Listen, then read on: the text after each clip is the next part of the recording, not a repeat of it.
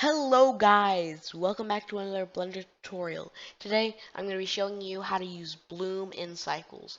So let's say you're trying to make an emission thing. In Eevee, if you go to rendered, and there's an option called Bloom that will make it basically glow. But if you go in Cycles, it's not there. And first thing you're gonna do, you're gonna click render image. So yeah, this is gonna quickly render an image of the thing you're trying to render. So once that's done, you're gonna go to the compositing tab, and then you're gonna click use nodes. So give it a second, it's done. So first Shift A and add a glare node.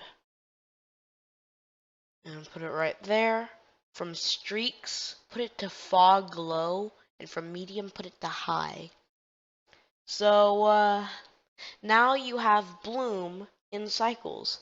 That's the easiest way to do it in Cycles. Make sure to like and subscribe, and thanks for watching.